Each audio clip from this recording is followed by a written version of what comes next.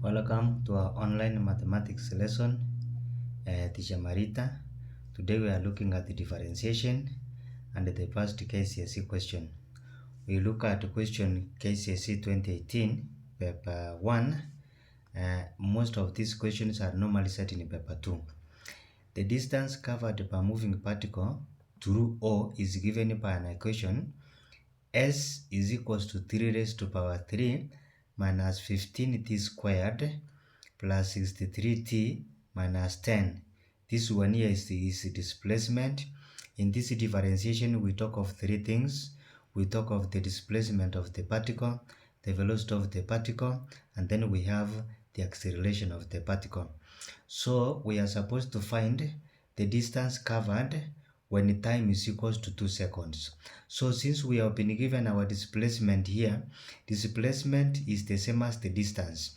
So when we have our displacement, where there is t, we substitute by 2. So we have t cubed, this one will be. So we say our distance, which is displacement s, is equals to, where there is t, we substitute by 2 because we have been told that t is equals to 2 seconds. So we have 2, then we have raised to power 3 minus 15, then we have 2 raised to 2 plus 63 times 2, then minus 10. That is what we have. So we can say that we have 2 raised to power 3. So we have 2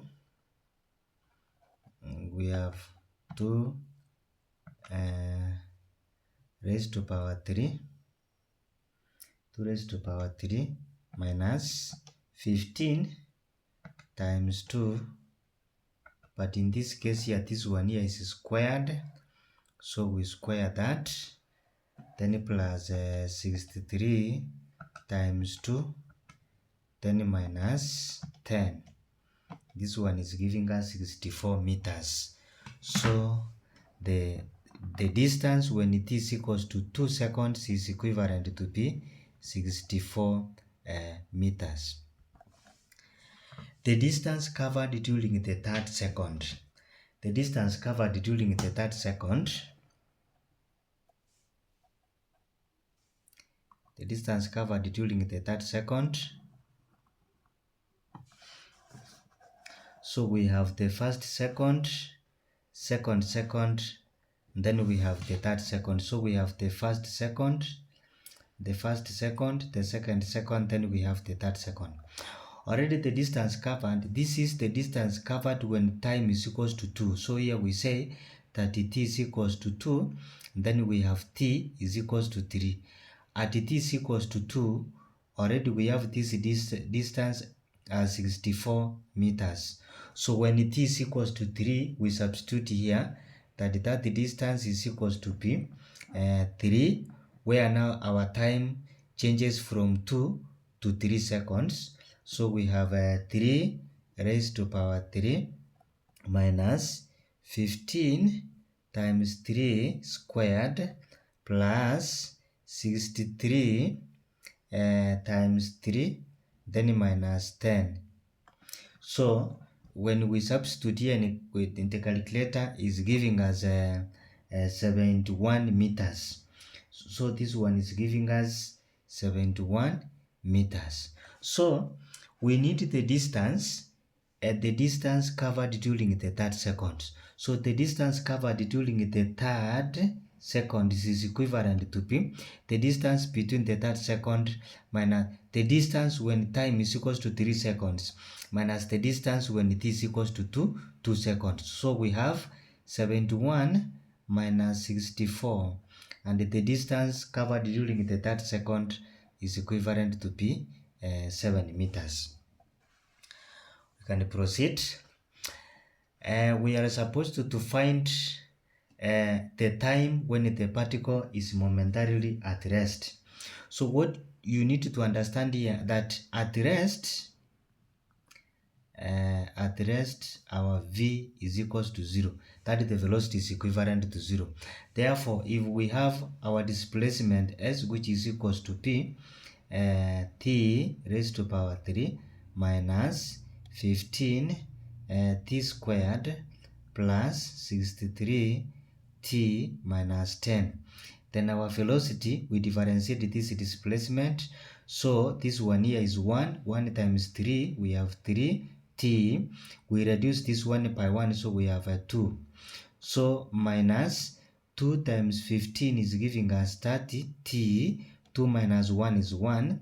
Then plus 63 times 1 is 63. Then we have 1 minus 1 is 0, and any number raised to 0 is equivalent to 1. And of course, the derivative of a constant 10 here is equals to 0. So this is our velocity. But we understand at the point of rest, the velocity is equals to 0. So our 3t squared minus 30t plus 63 is equals to 0, because at the maximum point, the velocity of the particle in that case is equivalent to 0. So at this point, you can use either the product, sum and factor method, or you can use the quadratic formula.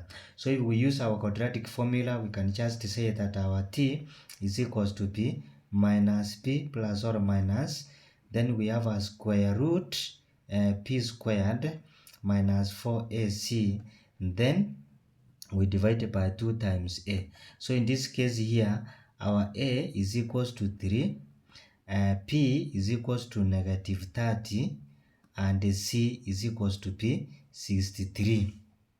C is equals to p 63.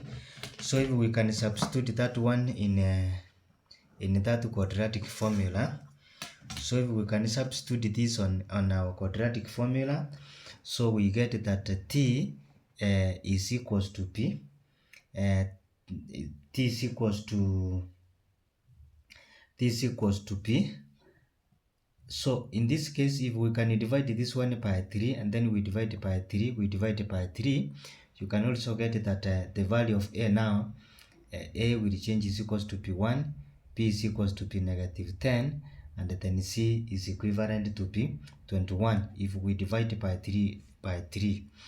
Therefore, our t is equals to 10, because it's a negative, and a negative times a negative is a positive. Then plus or minus, we have a square root, p squared is 100 times 4 minus, so we have minus here 4 times 1, 10 times 21. Then we divide by 2 times a. This one is giving us 2 times a. It is 2 times 1, which is giving us 2. Correct substitution, you get that the value of t is equals to p7, or t is equals to p 3 seconds. So that is the value of t when the particle is momentarily at rest. The acceleration of the particle when the value of t is equivalent to 5. So already we have our velocity. The velocity v is equals to 3t squared minus 30t, then plus 63. To get the acceleration of the particle, we need to differentiate this velocity. Then our velocity at the acceleration is equals to p. We do the same. 2 times 3 is giving us 6.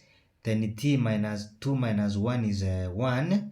So we have t minus, this one is 30, because it is 1 times 30 is 30. Then we have 1 minus 1 is 0, and any number raised to 0 is equivalent to 1.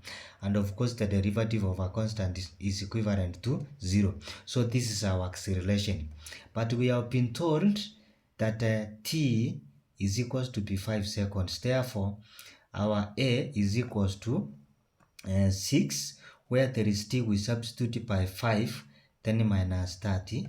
This one is equivalent to p. It is 30 minus 30, and therefore the acceleration of the particle is equals to p. The acceleration of the particle is equals to p0 meters per second square. Don't forget to subscribe my channel, watch and share.